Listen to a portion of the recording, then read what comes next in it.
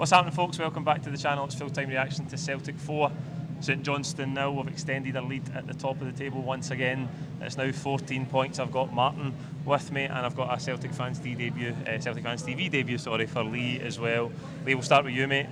What did you make of that one today? Another convincing one.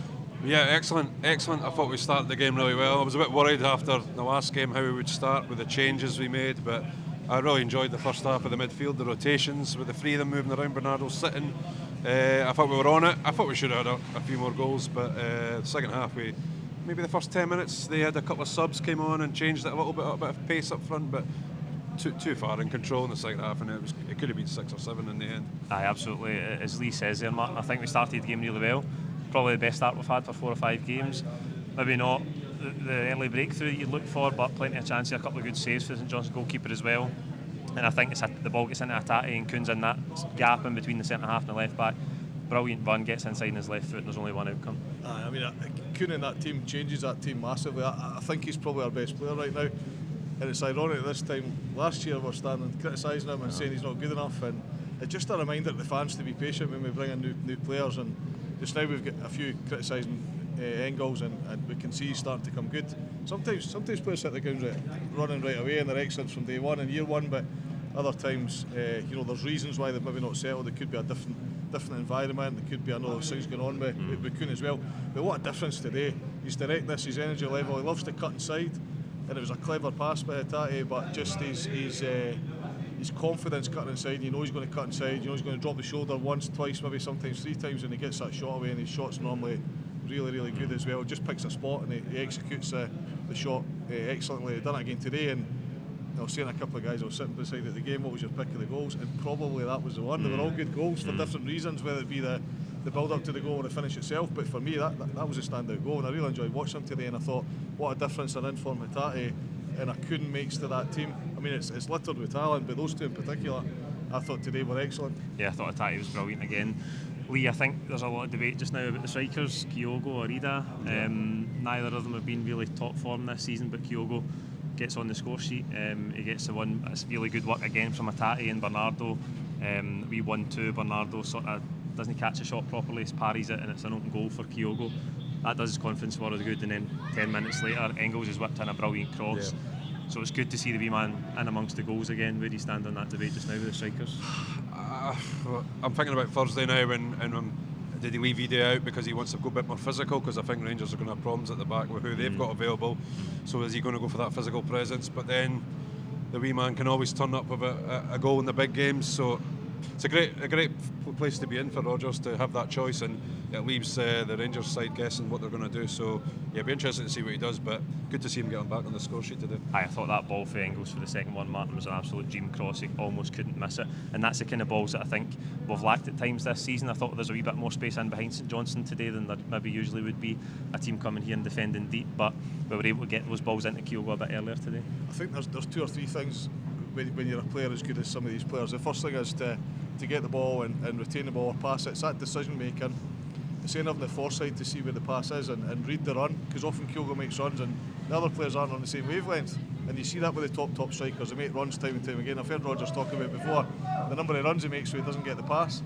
Engels is confident enough to take the ball, create a bit of space, retain the ball, decide when he should take another touch, when he should pass, and then execute the pass. He played it beautifully. I mean, it was absolutely inch perfect and a fantastic finish as well, and they made it look so easy. But a number of times that players have the ball in that position and play the safe pass back the way, or they don't read the run. You must be extremely frustrated if you're Kyogo. And sometimes we criticise him and say he's not playing well and he's not getting goals. And sometimes it's just that simple. He's not being it's easy to say he's not getting the service. What does that actually mean? And it doesn't mean necessarily crosses from the byline. It means it could be in the middle of the park. It could be the pass that came in today from Engels. And I was really pleased to see that, because he makes those runs so often. And if you've got an in-form Engels and an in-form Hatate and Bernardo and players like that, and they're picking him out, he's going to bang in the goals. I thought he was in my shout for a hat-trick, but 2 minutes later he gets subbed off. And that brings us back to a real theme so far this season has been the way the managers rotated and brought players in and out, and were able to get minutes into the likes of Kuhn and Johnson today. But then again, you've got Maeda and McGregor coming off the bench. Real strength and depth, and I think he's managing it really well just now, the manager, isn't he? I think we're only a couple of players away in January window for having the absolute perfect squad that he wants. I think the guys that come in like Yang and maybe Ralston that come on, they're done okay, but they're not quite at that next level to be a good squad player. I think the guys maybe need to go out and get more game time, but if you can add in a winger, maybe we're looking at a left back and maybe another midfielder, I think it's looking great for the second half of the season. But what I liked today in the first half was I noticed a few times Simo Valakari shouting, arguing with his midfielder because they didn't know whether to go and pick up Kyogo, and then Hatate was dropping in and then Bernardo would come forward. So yeah, the midfield, I was just saying before we went on that would he go with that three on Thursday? I don't think he will, but they were great to watch today. It's a real headache for the manager, innit? We've talked a lot about the midfield and the combinations of midfield given the strength we've got there, Martin, but I think they all played well today. Engels ends up winning another sponsor man of the match. We've talked about Hatate a lot. Bernardo was brilliant. I think his ball in for Maeda for the fourth goal was excellent as well. So one of them is going to drop out, you'd think, for Thursday. But see when you play the same 11 every week, it's probably because you've not got that strength and depth. And sometimes you've got a good 14 and you can predict the three that are coming on at 60.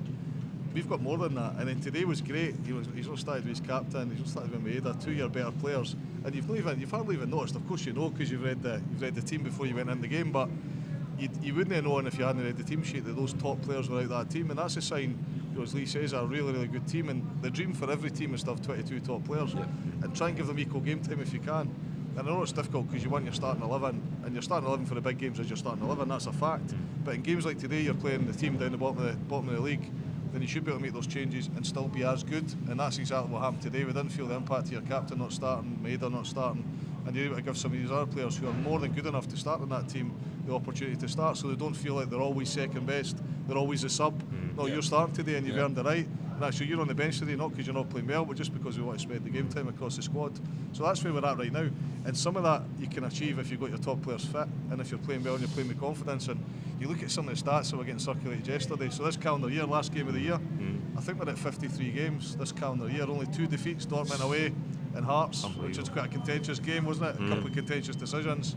So really one defeat, the Dortmund defeat. Other than that, it's incredible. I think it goes back to, somebody said 1919 the last time that happened. Yeah. The last time we had a record that was so good. And people make comments about us being happy clappers and stuff like that, and you think we're not. We're just. I grew up when Celtic were getting beat most weeks and Rangers were win 9 in a row. This is a special time to be a Celtic fan, eh? I mean, we're beating teams 4 and 5-0 every week. This season alone, I think we've played 18 games, something like that.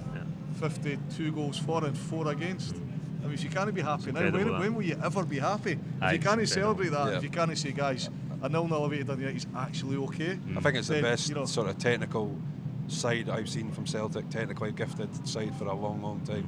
Even maybe like Rodgers last time he was here, a lot of pace, a lot of directness, but I think technically we've seen a better side now, and it's brilliant to watch every week. It doesn't get any better, does it? Well, it gets better, but not much better. Might get better on Thursday. Might get better. 4 goals against in 18 games, 52 for. I mean, it's just that's a special time. It's an incredible record. Lee, that game on Thursday's got a totally different complexion to the one it had maybe 7 or 8 days ago. When the gap was 9 points, it's now 14.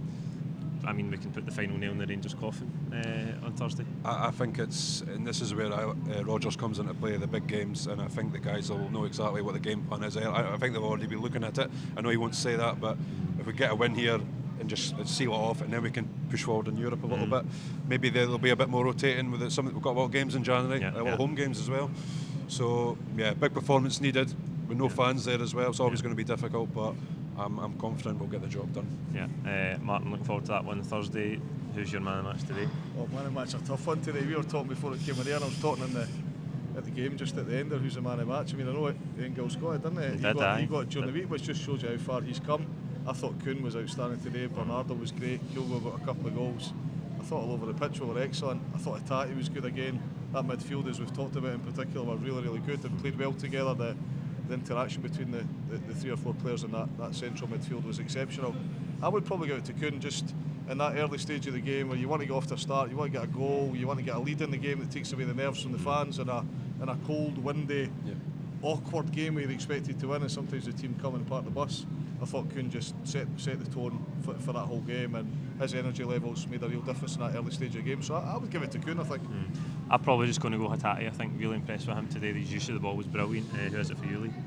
I think I would go Kuhn, and he had me off my seat a couple of times with a shot that curled in, and then the mazy run where he wonder goal would have been goal of the season.